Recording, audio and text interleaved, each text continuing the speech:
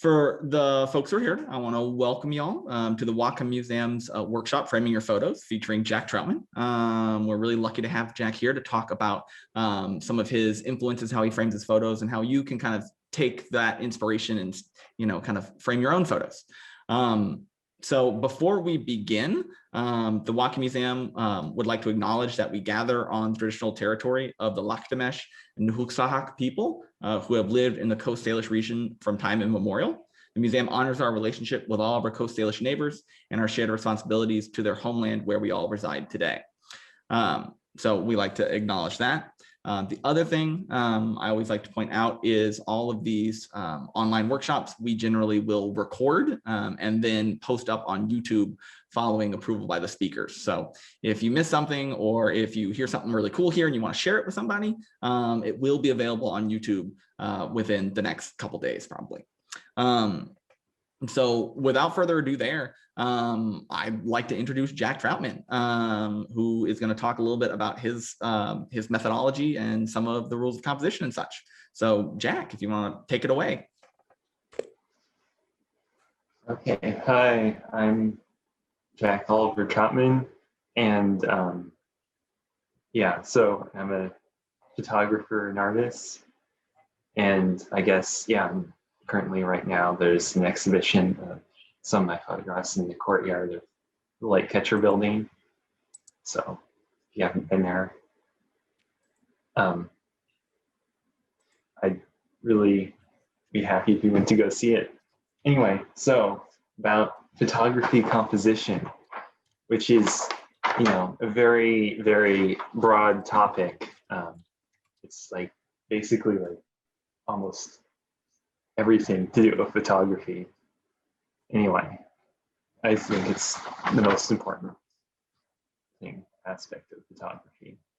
And in this talk, I'm mainly going to focus on just more on like the ideas of like looking critically at like the traditional and like cultural ways that photography composition is used and how to play with those to create unique medium-specific photographs. And that because I feel like there's already plenty of guides out there on how to make like just technical guides on photography composition. So this is going to be more expanded, and I hope you all enjoy this. Okay, so first thing I want to talk about is, you have to really ask the question of like, if you're composing a photograph, you'll have to think about like, what is the tradition of photography composition? And like, and by looking at that, you can see, like, if you look at photographs, what are like the rules of composition? Like what are they using? What rules are they following to create this photography composition? And that you'll quickly realize that a lot of people are using the same rules, and that a lot of her photographs look very similar. And that if you just follow those blindly, your photographs will look the same. So I think that we have to look at the assumptions that people make when composing the photograph, and that you can all usually figure out what assumptions these were in the photographs themselves. So like, for example, especially important in my work is breaking down the tradition of like landscape, and especially portraiture and landscape, and it's basically just trying to sort of like pillage like the cultural tradition of some otherized people for like the imperialist gains, and that's bad. So like, for example, it might be like Edris Curtis, but I think it's important to remember that just because like something is different or unusual than your own experience, it's not necessarily interesting or has artistic merit, and that you should be hesitant about exoticizing it. Well, and as you talk about that and kind of your work, do you mind if I start sharing the screen to show the first selection? Sure. Yeah. Go ahead. It leads in perfectly.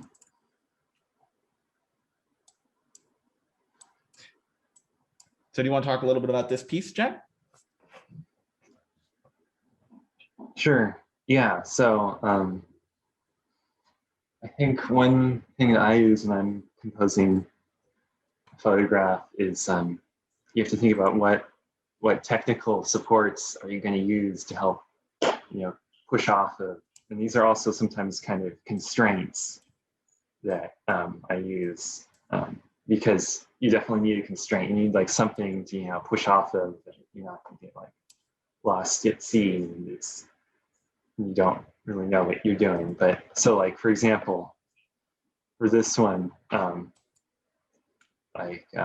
pushing off of the idea that the idea that like a photograph is creates a window into like some inaccessible location or culture that's frequently present in a lot of like landscape and travel photography. So then I'm using this projection to really draw attention to that piece right there of that it's not just a window and that it's a projection of what the photographer wants the photograph, and that I'm really like leaning really hard on this technical support of the projector.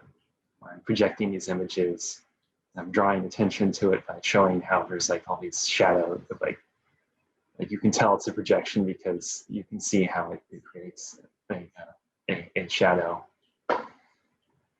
And so I think it's very important to draw attention to how you're supporting the photograph. Yeah, and That that's makes really sense? fascinating. It does. Mm-hmm. That's a really because when you say it's what the photographer wants to kind of bring out. You mentioned Ed Curtis earlier as kind of one of those the standard example of a photographer who's kind of otherizing and exoticizing his subjects. And there's the concept of like documentary photographs, and it's like, oh well, this is all just documentary, but nothing's really documentary. It's what the person taking the image wants to document, right? Yeah, it's just a style, a pose. Yeah, exactly. Mm-hmm. So now, I'd like to get into a photographer whose work I'd like to draw attention to because I think his work has been an inspiration for my own work. So I just would like.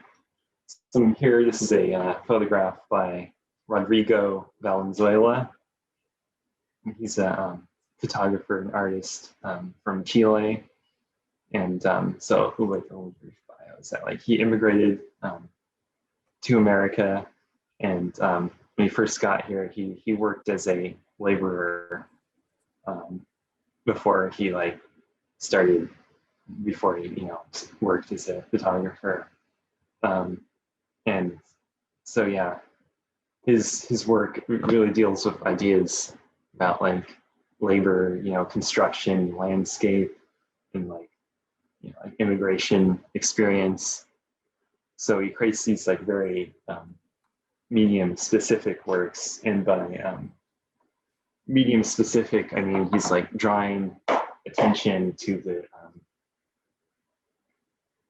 the cultural practices of making photographs in a certain way. In this case, it's kind of like the idea of the landscape. So so he constructs everything in these photographs himself, and that he's really trying to show the labor of that goes into his photographs and how that reflects the labor he's had to do in his own life, or like printing out a bunch of photocopies to get legal status, all that stuff. So and he's really trying to show this labor that he's done in his own photograph. It shows the labor of making the photograph. And I think that's really interesting, and that it's like the idea that the landscape is a construction. Yeah. All right. Next slide, please.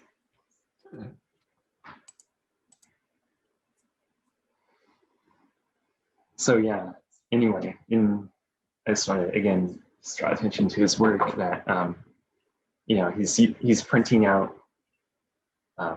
He takes a photograph of this, like sort of like ruined studio that he sort of created, and puts that on the background. And it's almost like a little trompe l'oeil effect. Can you see that?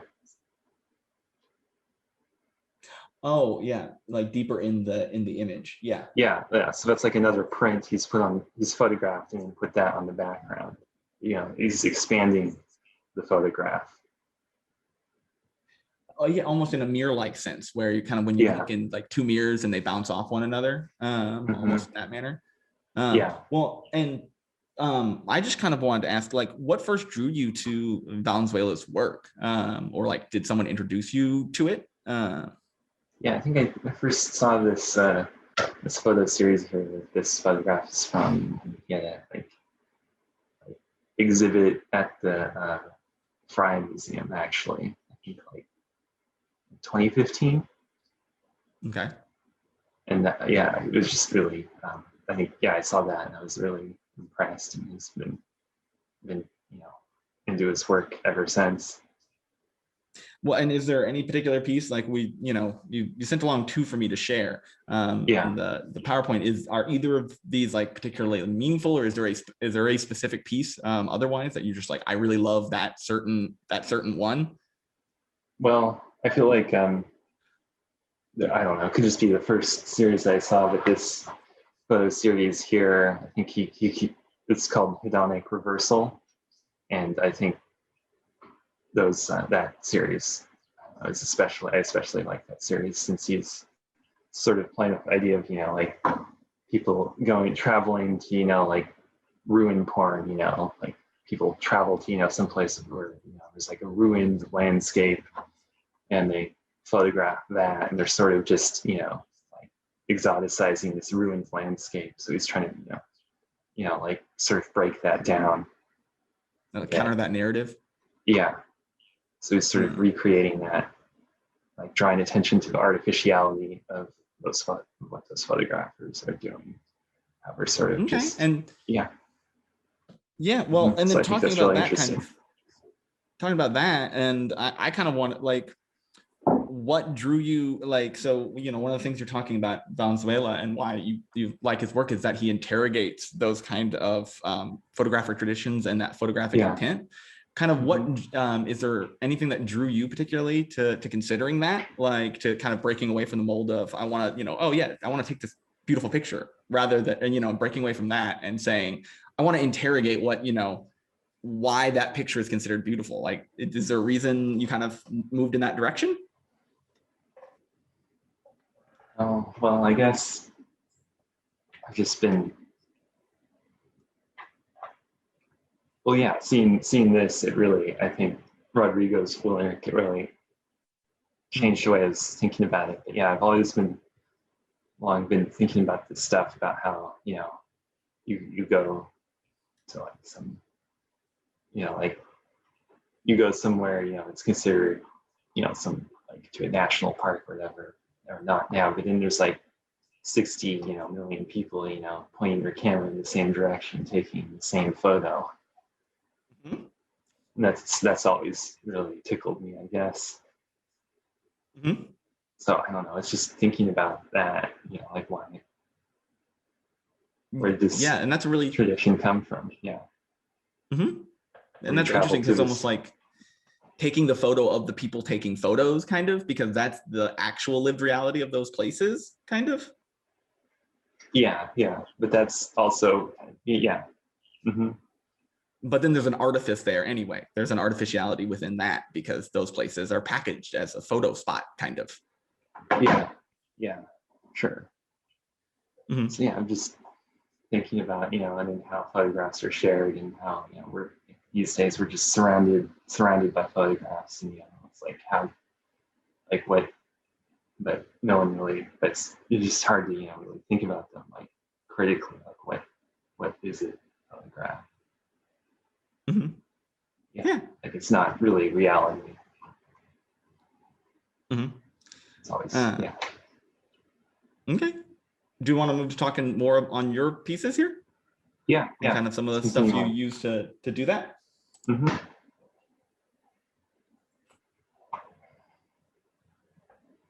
Yeah, so for my work, I'm sort of just using like projecting images on like an actual landscape, and I'm sort of using this as a support. So I'm sort of like combining like traditional like landscape photography with a little bit of like portraiture, I guess. So I'm just using this as a support of something that I can this tradition is something that I can push off of, expand a little bit. So I think, so just identifying like a photographic tradition, that you can like really just, like push off of and expand. So like for this one, for my photographs, I'm just,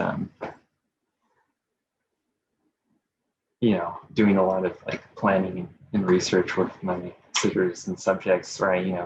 Like I find all these locations, like with Eliza here, so like I didn't really know Eliza before, I photographed her. So, my process is basically I just, talked to her for a while, about like her life and what she was doing. So that I learned that, she's a poet, and she likes to read her poetry. And and I guess, and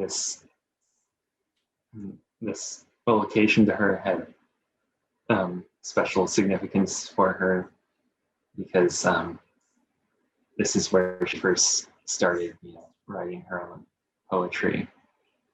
And and it's like on Lonely Island. And so that's how, and I just learned all this from talking with her. So that's how we figured out this location to create this photograph of her reading her poetry. Yeah, and talking with her, one of the other questions I kind of had looking at your work and kind of your pieces and stuff is like, as a native artist, are those like, how is your visual art informed by the oral spoken traditions that are really like prevalent, especially up here? So, a lot of native history and native culture is oral and storytelling based, that kind of thing. And then combining that with the visual medium, like, how do those integrate? And it seems like part of that is by really communicating with the sitters of the pieces, right? Yeah. Just talking with people. I guess that's how like to figure out, where I'm going to photograph and how I'm going to photograph. It's just figured that out by talking. It wasn't just me, telling them exactly what to do, I was trying to collaborate and just learning more about them first before I went in and photographed. Yeah. So it's that kind of communicating with them allows you, like, helps you like express their personality or the meaningful bits that is for them, like by finding what landscapes or what settings, right? Mm-hmm. Yeah. Mm-hmm. So I think for me, it's just keeping an open mind. Okay. Mm-hmm. And going in with some idea of, like what I'm going to use like as a fixed, support, and what other stuff more flexible on, like maybe the location. Well, and can you talk a little bit more, like what is a fixed support? Like I was saying, like the projector, using the projector, and that, so that really sets a lot of constraints. Like I have to do this at nighttime, right? Mm-hmm. Mm-hmm. Are there any other fixed support examples? Would that include like lighting, say, or like lighting? What else? It's at nighttime, so then to light the photograph, I have to use, like paint with lighting, use to carry that around, and have a long exposure to give subjects a bit of a ghostly appearance. And so also create some constraints of having to, light it by, painting with light, like going around with flashlight, illuminating things. So then that creates another, if it's at night, so then that's how I have to illuminate it. Yeah, it's a long exposure. Yeah. And the long exposure in this piece, we can see from like the waves and how the waves are so ghostly and like the light in the background, right? Mm-hmm. Yeah. Yeah. Shall we move to the next one? Sure.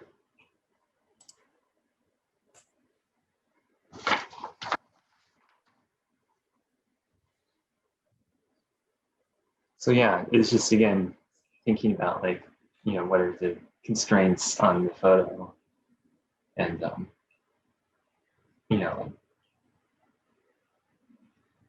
and then are the constraints evident in the photo?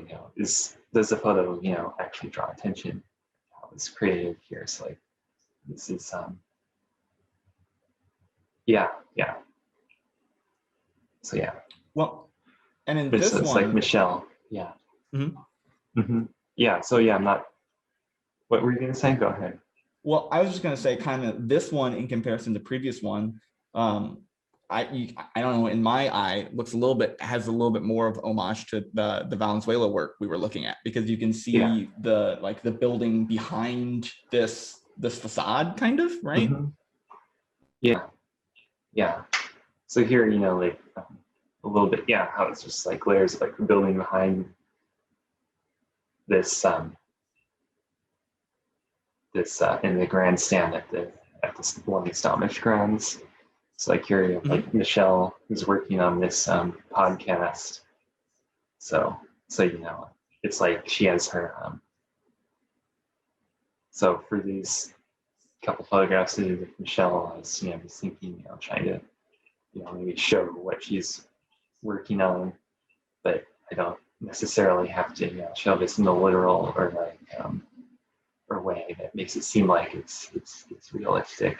So I just imagined what would be on her screen and like projected that in the background of like the waveforms of like whatever the screenshot of like the computer screen. Does that make sense? Yeah. Well, and just as we're kind of going through these, if you don't mind, just talking a little bit, like what is this photo series? It's the Spectre of the Young and Indigenous, right? Yeah. So what's kind of the through behind it? So for this photo series, I was working with these young and indigenous podcasters with Children of the Setting Sun Productions, where these young, lovely individuals you are making a podcast, about sort of like revitalizing their language and culture, and about how they're trying to do more to connect with their culture and language. But they're doing this via a podcast, which is very like contemporary technical support. It's not really like traditional Lummi medium, right? And neither are these photographs. So yeah. Well, and then what's kind of goes into the thought process, the reasoning behind like the specter part of it? It seems in most all of these photos, the main subject, the portrait subject, is like ghostly, using that effect, and they're specter. So why the specter of the young and indigenous? Well, I was thinking just about how just imagining a lot of just about imagining like connecting with your culture, imagining the past and the future, and how you can't necessarily like it's about creating maybe a new tradition that's going to continue on in the future, and then maybe maybe a bit like it's like they're connecting with both like the ghosts of the past, but then maybe Okay, yeah, and so that ghost of the past is very evocative. Yeah, but also a little bit like ghosts of the future too. We just have to imagine it's going to happen, and it's sort of just recreating this new thing where they're it goes to the past. I don't know. Okay. Does that make sense? I can kind of see that, and then kind of in a way that goes to the past, goes to the future, and we're all just kind of in the grand scheme ghosts, right? These structures, or the rock in the previous example, will be here, was here long before any of us, and will be here long after us. So I guess maybe part of it is like we are a ghost to this rock, kind of. Yeah. And that maybe the traditions we're creating now will continue on. Maybe they won't. It's hard to say. Okay. We go to this next one. Yeah. So this here is Ellie, and who was the one who organized the Young and Indigenous podcast. And she brought all these Lummi youth together. So so it's just trying to tell that story a little bit. So I was talking to her about it. So then about how she used like all these contemporary, podcasting technology to bring all these Lummi youth together. So connecting with her culture. So then I sort of made it, like a little bit like the concept was kind of a picnic. Podcast picnic with where there's all of like the podcast crew like projected onto this. Oh yeah. Well, I can imagine too that. Yeah, and so she's sort of out in the brambles. Yeah, that was this one. Well, I can imagine too that the projecting onto the rumpled sheet there would have been a very difficult technical challenge too. Yeah.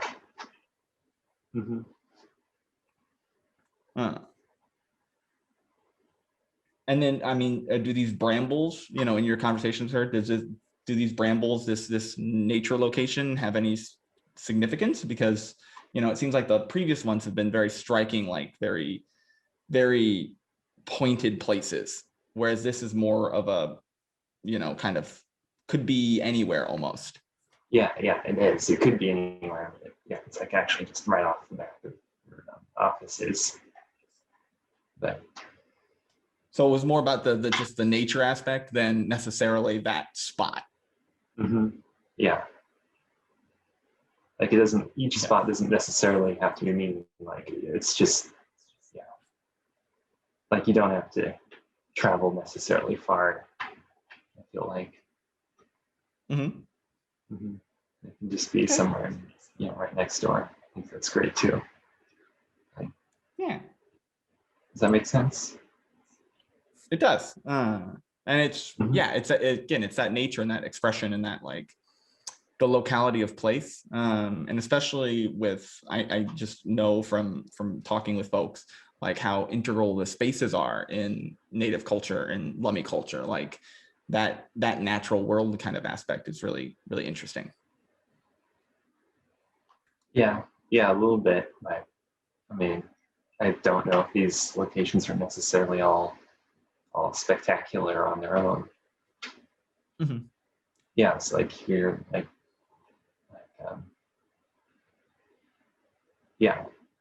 So anyway, it was like, so for example, I think this location, this is just because, she likes like soccer. And so that's why. She's like soccer ball, because when I was talking with her, that's what she likes to do. So she likes hanging out on this beach. It doesn't necessarily have to be like, I just wanted to take a photo of her, representing her. I wasn't trying to, force her to, look more,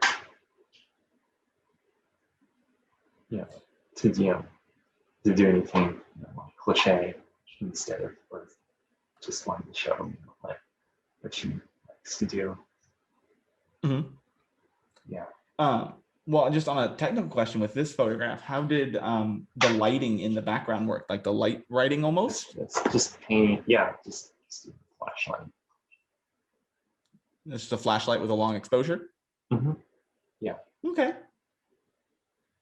Well, and then the other question I have with this photograph is there a reasoning behind the soccer ball also being a specter, whereas like say the table isn't? Well, okay, fine. For real though, I can't move the table. So that's a technical constraint, right? Yeah, it's a constraint. Mm-hmm. Like I can move the soccer ball, I can't move the table. Like, that's fixed. It was just me. Like I can't lift off the table. Mm. So I think it's okay to have constraints like that, where you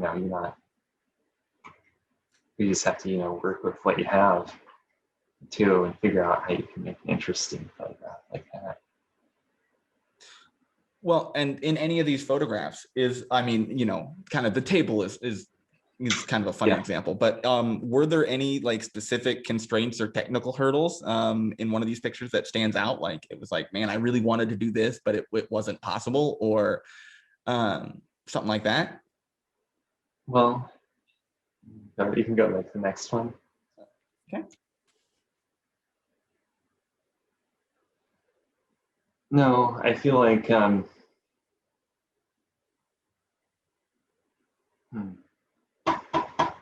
I just try and work with what I have, and try not to focus on what I can't do. So I have like the projector.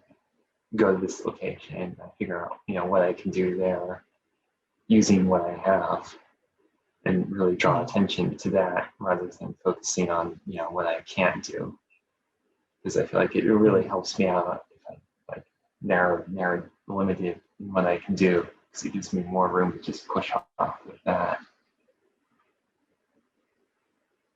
It's like here, it's another photograph of Michelle, and so yeah, I guess I'm not sure. Do you want to start talking anyway? So yeah, for example, I was composing this photograph. I guess I can start talking a little bit more about like some like concrete techniques. So like to talk about the painting flights. Like for this one too, for this composition, they're in like the fire pits, the stomach grounds. And so a common thing, landscape photography is to have the horizon be, horizontal. But in this one, that's not the case, and I chose it. What I like to do is choose another line to line that vertically or horizontally, just to sort of just to unsettle it a little bit. And I think that's another compositional technique that I use a lot. Yeah. And you can, and I can really see like how you selected this one. And it also reminds me a little bit of that earlier one, like in the Stalmish stand grounds, where you can emphasize alternative lines from the horizon, not just the horizon line, but you've got these diagonal lines kind of cutting across, right? Yeah. Well,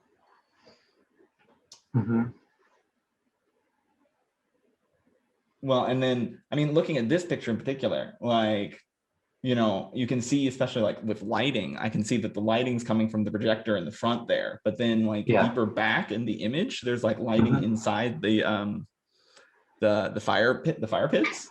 Yeah. Is that what there are? And then you can, another fun thing actually too, is like looking at the very top of the photo, you can almost see like busy activity, because you can see like the lights reflected in the water there. Yeah.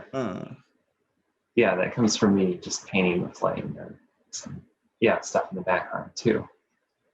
Yeah, so I really like water. I think that's something I try to incorporate in most of my photographs. Well, and then also, I mean, in all these photographs, there's a lot of like the podcasting equipment. Was there any particular like reasoning or thinking about like what podcasting equipment each person would be using. Like, you know, does she have the computer because she's the editor, kind of thing? So yeah, Michelle, you know, at first was a little hesitant about being on the podcast herself. So she liked doing more of the technical side of editing and recording other people. But yeah, so she's sort of been using this as, you know, the podcasting technical support is to, you know, connect more with her culture. So I was trying to show that. Okay. Does that make sense? Yeah. Well, and then I think this might be the last one. No, we've got one more.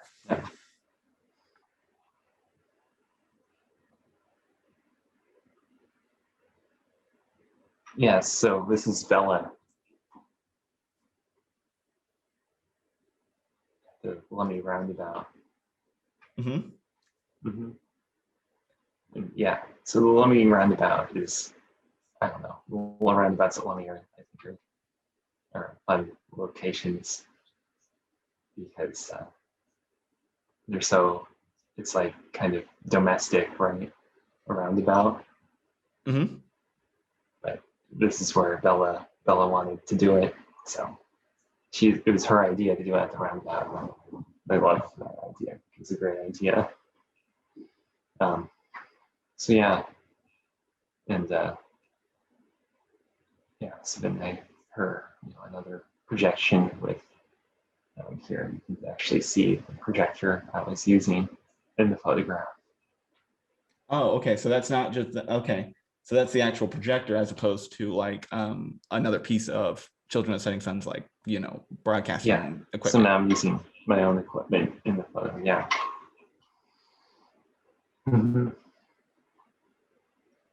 Well, and we were talking about lines in the last image, and this also kind of has that skewed line, right? Because it's not set. Yeah. Mm-hmm. Yeah. Yeah. So it's like for these, I'm all using a view camera. So that's kind of like, I really like to use view camera movements to shift the perspective quite a bit. So that, so that's like one recommendation I have if you want to take your photography composition to the next level is to, get like maybe like some old, black and white, like old, and just develop black and white film with like an old 4x5 view camera and learn how to use all the movements on that. Mm-hmm. It really helps me slow down and focus on the composition more. So then these were originally taken with kind of an older analog camera with viewfinder? Yeah. Mm-hmm. With a 4x5 view camera. Yeah. Mm-hmm. Yeah, so like 4x5 inches is the film size. And they use like these view camera movements that you don't have on most cameras, where you can like tilt the lens relative to the film plane, so you can change the plane of focus. You can shift the lens different directions, which basically is a similar effect to like if you took a wider angle lens and just cropped off to the side on that. So you can sort of mess with the perspective that way too. Okay, so like one of the reasons you use those kind of cameras is it gives you better like perspective control and lets you kind of warp it in certain directions. Yeah. Mm-hmm. Well, and then I just think it's interesting too. If you're using that kind of camera, then combining that with like the Pico, the small projectors, like you're kind of using both really old school styles and also kind of using new technology. Yeah, for sure. Yeah, and I'm not trying to, like, I'm using very old school, but I'm also using these very new technical supports too, using the constraints of both to sort of play off of each other. Yeah. Okay. Yeah. We have another. So that's the end of the slideshow. Are there any more questions? I haven't been getting a ton of questions. I mentioned one to you right at the start, kind of before as we were chatting, but if there's any kind of new constraints or new techniques that you're looking at that you kind of want to play with or explore, or whether you're still kind of like playing with the different kind of projections and how you can use the projector in the best manner. Well, I feel like pandemic's been really hard to, push myself in super new directions, but I feel like there are things I want to do, but I'm not quite ready to talk about them yet. Sorry. Okay, fine. Keep it top secret. I see how it is. No. Yeah, and pandemic's been hard on everybody, like trying to get, and I imagine with a photographer finding subjects and portraiture, it's just, it must be really hard. Mm-hmm. Yeah.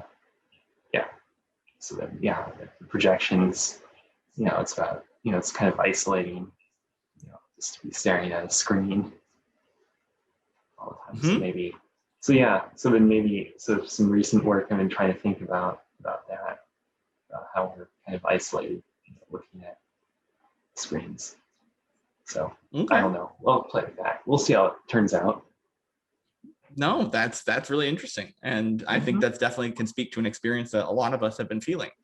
Yeah. So we don't have a ton more questions, but are there any other kind of composition stuff that you want to share? Any kind of ways of getting at kind of the heart of subjects, like portraiture subjects and stuff like that?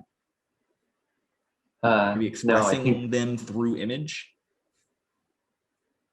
Well, I guess, like I said, with my subjects, I just spend a lot of time talking to them, getting to know them before I took the photo. And so I guess that's my main piece of advice. And that, just to remember that, it doesn't, you don't have to photograph someplace, somewhere that's like unusual or exotic or hard to access for you. It's more just, that doesn't necessarily make it interesting. It's just, you really need to, care about what you're photographing and understand it well. And I think that will show in your photographs. Okay. Anything you want to add?